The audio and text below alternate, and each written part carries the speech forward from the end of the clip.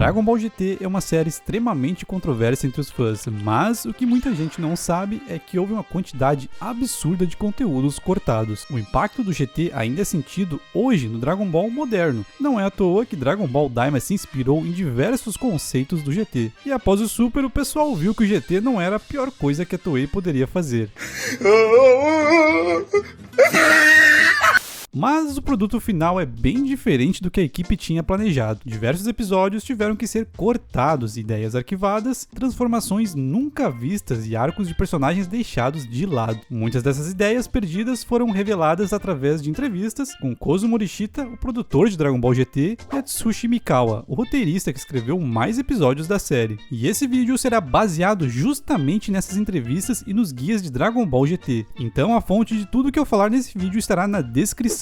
A verdade é que a ideia original para essa sequência do anime era para ser muito mais alinhada com o que a história de Dragon Ball Super foi, já que originalmente a história aconteceria entre os 10 anos após a saga Majin Buu e o último episódio do Z. Hoje também vamos entender o que aconteceu com esse projeto que era tão odiado e com o passar do tempo as pessoas foram vendo valor nele. Então já deixa o seu like e hype que hoje vamos entender muita coisa sobre Dragon Ball GT.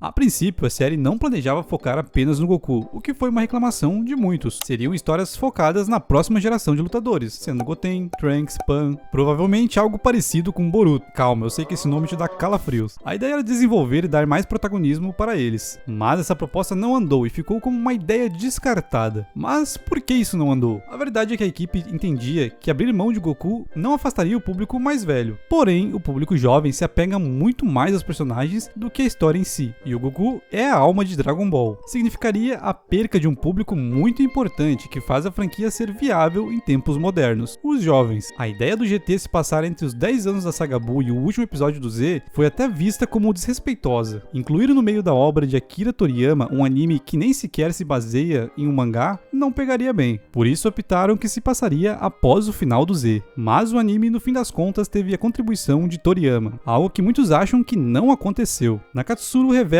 que recebia artes de Toriyama para ter como inspiração. Ele contribuía com diversos concept arts e com muito da ambientação dos planetas, algo que eu expliquei no meu vídeo onde eu falo sobre os bastidores do anime. Mas como forma de respeito, eles decidiram ambientar a história após os eventos do mangá original. Digamos que eles não queriam acabar estragando a história original do Akira. No começo, o foco até pareceu que seria na próxima geração de lutadores, mas Goku era visto como a alma de Dragon Ball. Deixar de lado o personagem sem ter um mangá para se basear na história parecia ser a fórmula do desastre. Mas e sobre transformar o Goku em criança? Atsushi Mikawa explicou que veio do conceito de voltar às raízes da série. No final de Dragon Ball Z havia uma sensação de que as escalas de poderes e lutas tinham extrapolado um pouco, e talvez não houvesse nada maior que aquilo. Então o Goku voltar a ser criança pareceu uma opção mais realista, o que parece ser verdade, já que no Dragon Ball Super foi incluído o conceito dos deuses como parâmetro de poder, e fica até difícil de imaginar para onde Dragon Ball iria depois do Dragon Ball Super.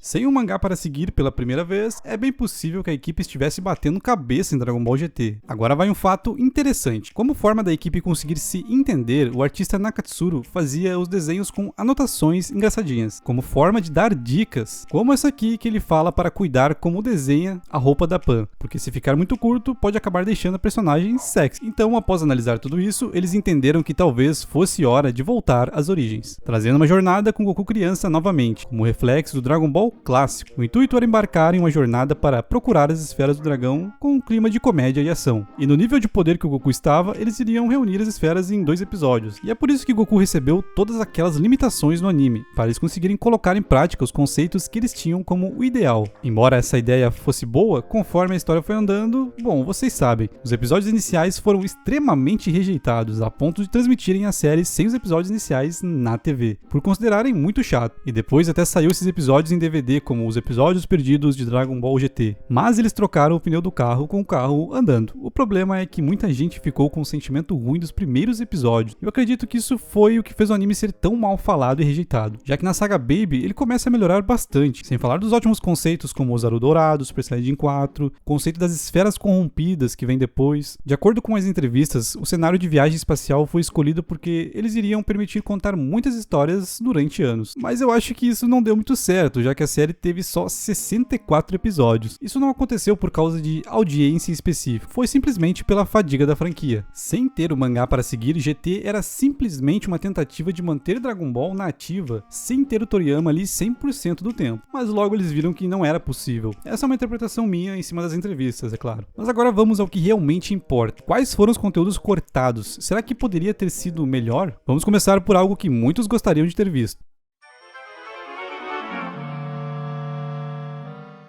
Uma ideia importante e bem óbvia era Pan ter se transformado em Super Saiyajin. Morishita até menciona qual seria o episódio ideal para ela ter se transformado, que seria no episódio onde ela se transforma em boneca. Naquele episódio, Pan está causando problemas e Goku tendo que resgatá-la e consertar as coisas. Porém, optaram por não fazer isso por um simples motivo. A Pan se transformar em Super Saiyajin iria fazer com que esse padrão da Pan estar em perigo e ser salva se quebrasse, já que ela teria a capacidade de resolver mais coisas sozinhas. E isso era uma narrativa que, para eles, não faria sentido abrir mão. Os arquivos de GT Perfect Files também alimentam essa possibilidade ao dizer que Pan herdou o sangue Saiyajin e possui alto poder de luta. Se as condições certas fossem atendidas, até mesmo Pan e Bra, filha de Vegeta, deveriam conseguir se transformar em Super Saiyajin. O Perfect Files contém informações interessantes que não foram mostradas no anime real. Por exemplo, foi um dos primeiros lugares a citar que o planeta Vegeta não era o planeta natal dos Saiyajins. Ele, na verdade, pertencia aos Tsufurujins. Ideia essa que vem no plano para erradicar os Saiyajins. Se você não conhece essa história, eu conto ela no vídeo sobre os 23 episódios perdidos de Dragon Ball. Naturalmente, essa ideia foi explorada muito depois de Dragon Ball Super, na forma de planeta Sadala. O livro também menciona que existe uma teoria de que a forma original dos Saiyajins poderia ter sido o macaco gigante, e que eles evoluíram a partir dele. Esse é um exemplo de informação que foi pensada, porém não adicionaram no anime. A equipe criou um total de 26 esboços de episódios inicialmente, mas quando terminaram de escrever o episódio 3, perceberam que os episódios de viagem espacial não eram tão interessantes assim. Pra você ver como a coisa estava ruim. Já no terceiro episódio eles viram que não estava bom. Então mudaram a direção para fazer a história focar nos acontecimentos clássicos. Agora a Terra está em perigo novamente. Daqueles 26 esboços de episódios, alguns foram de fato produzidos e outros foram descartados. Mas sobre esses episódios nós só podemos confirmar um, que seria uma história sobre a equipe pousando em um planeta cheio de prisioneiros. Eventualmente vimos ideias similares com o Moro em Dragon Ball Super. Embora muitos episódios não tenham sido produzidos, Morishita conta que ideias simples de episódios foram entregues a Toriyama. Assim, ele poderia criar algumas artes para a equipe usar como inspiração visual. Então podemos ter alguma noção desses episódios apenas olhando para as artes que foram feitas pelo Toriyama naquela época. Uma das artes mostra a equipe em um mundo gigante, em um planeta deserto, que de fato chegaram à história final, que inclusive inspirou Daima também. E a outra mostra Goku, Pan, Trunks lutando contra alienígenas. Só que essa de fato nunca apareceu no anime. Podemos até fazer uma observação aqui. Esses alienígenas nunca apareceram na série. Trunks nunca usou uma arma e Pan nunca vestiu aquela jaqueta jeans. Então esses são elementos que ficaram apenas nos conceitos iniciais de Toriyama, ou seja, descartado. O que eu achei uma boa ideia, ver o Trunks usando uma arma ao invés do Ki seria de doer. Seria igual ver os ninjas de Boruto usando tecnologia. Outra situação interessante que pode indicar o que seria uma ideia descartada é uma peça teatral que teve, onde Don Ki acaba retornando querendo se vingar de Goku. E o mais diferente é o fato do Freeza e do Cell aparecerem com transformações novas. Toriyama também criou os designs de personagens para o elenco principal de GT. Embora grande parte deles tenha ido para a versão final, Kuririn tinha um design bem diferente, que acabou sendo descartado. Falando em mudanças de design, talvez a parte mais icônica de Dragon Ball GT tenha sido Super Saiyajin 4, forma essa que voltou a ter seu hype em Dragon Ball Daima. Não que o pessoal tivesse esquecido ela. No entanto, a versão original da forma foi criada por Katsuyoshi Nakatsuru, que trabalhou como supervisor na animação de Dragon Ball e desenhou a maioria dos personagens de GT. Criar o Super Saiyajin 4 foi um desafio enorme. Desenhar uma forma que não era nada parecida com as anteriores de Akira Toriyama foi uma atitude ousada do artista. O resultado foi o design original de cabelo preto para Super Saiyajin 4. Porém, Nakatsuru cogitou primeiramente o Super Saiyajin 4 dourado, que foi algo que os fãs pediram bastante quando surgiram os rumores de Daima. Em algumas artes podemos ver que ele brincou com as cores. Nelas podemos ter uma noção de como poderia ter sido. Ele até disse em tom de brincadeira que só não podia ser dourado, isso porque teria muito pouco contraste entre as cores. Então resolveu manter a cor original do cabelo dos Saiyajins. Mas o Super Saiyajin 4 chegou chegou a sair com cores diferentes. A imagem foi publicada na revista Cardass em 1996. Suas cores eram completamente diferentes, tendo pelo cinza ao invés de vermelho, uma aparência bem diferente da versão final. O design do Vegeta Super Saiyajin 4 foi mais complicado. Na convenção Made in Asia em 2018, Katsuyoshi Nakatsuru revelou a folha de design original para o Super Saiyajin 4 de Vegeta. Ao invés de ter cabelo longo descendo pelas costas, como estamos acostumados, Vegeta iria ter uma versão de cabelo mais curto, ideia muito semelhante ao que foi usado em Daima, onde o cabelo fica mais espetado para cima, mas resolveram manter o padrão de cabelo longo. Uma vez que a equipe avançou para a saga do Super 17, sabiam que não tinha muito tempo de restante de produção. Infelizmente, um dos arcos de personagem mais interessantes foi cortado por causa disso. Estamos falando de Gohan, que foi deixado de lado mais uma vez. Ele tinha largado as lutas para focar nos estudos, mas assumiu o manto de lutador quando o inferno se uniu à Terra em GT. De acordo com Atsushi Mikawa, originalmente teriam 1 ou 2 episódios focados em Gohan, recuperando seu espírito de luta. Mikawa explica que queria explorar uma história sobre alguém que havia desistido de ser lutador, mas se viu forçado a assumir esse papel novamente. A ideia era que a Videl se machucasse gravemente e Gohan, desesperado, abriria seu guarda-roupa, encontrando seu antigo uniforme e dizendo para si mesmo pensar que chegaria o dia em que eu usaria isso de novo. Seria fera demais essa cena. Tudo bem que pareceu um pouco Homem-Aranha, mas com os prazos apertados, direcionar o foco para Gohan tomaria um tempo que eles não tinham mais. E para desenvolver Gohan, naturalmente, teria que desenvolver mais Piccolo também. Mikawa chegou ao ponto de idealizar completamente essa história, mas foi decidido que divergia demais do enredo principal. O máximo que Gohan fez para significar essa mudança foi tirar os óculos. Me lembrou até aquele meme do emagrecimento. Um mês Gohan perdeu seus óculos. Já que citamos o Piccolo, Mikawa também acrescentou informações sobre ele. Ele não apareceu muito porque Goku era o foco principal da narrativa, mas se tivessem avançado com a história focando em Gohan, então Piccolo teria aparecido muito mais na série. Isso faz sentido quando pensamos na conexão entre Piccolo e Gohan desde Dragon Ball Z. Alguns personagens meio que dependem dos outros. Vegeta é um personagem que aparece em contraponto a Goku, então Piccolo é um personagem que deveria aparecer em relação a Gohan. Igual o seriado do Chaves. Um depende do outro. Eu não sei se esse é o melhor exemplo, mas vocês entenderam. Outro problema que teria sido resolvido se tivessem um pouco mais de tempo era o Android 17. Mikawa recebeu muitas cartas de fãs reclamando sobre a morte do 17, mas ele conta que não era o plano original matar ele. No final da história do GT, quando todos são revividos por Shenlong, o Android 17 deveria ter voltado a viver também, mas isso também foi cortado devido ao tempo limitado de produção, o que deixou muitos fãs frustrados com o destino do personagem. Por incrível que pareça, uma das poucas coisas que a equipe tinha em mente desde o início era o episódio final, onde Goku parte com Shenlong e o público fica se perguntando se Goku realmente morreu ou não. De acordo com os estudos de Derek De Paula do site The Dawn of Dragon Ball, o final ficou confuso porque envolve muitos conceitos culturais, o que eu explico nesse vídeo, e foi por saberem como iria terminar que conseguiram fazer o especial de Goku Jr. Esse especial foi ao ar depois que o arco Baby terminou, ao invés de depois do fim da série, o que faria mais sentido. Então quem viu na época não deve ter entendido nada. Mikawa foi questionado sobre por que Pan e Trunks foram selecionados como companheiros de viagem de Goku. Quando surgiu o conceito de voltar às raízes, a primeira coisa que veio à mente foi que queriam um personagem que fosse reflexo da Bulma, já que não faria muito sentido a Bulma acompanhar eles por um motivo tão bobo em um primeiro momento. E a personalidade da Pan até lembra um pouco a dela, já que ambas são bem teimosas. Mas por que escolheram o Trunks para ir? Gohan ou Goten não seriam melhores? Existe um bom motivo para eles terem escolhido o Trunks, e foi porque ele trazia alguns elementos da corporação Cápsula. Em resumo, fizeram o Trunks assumir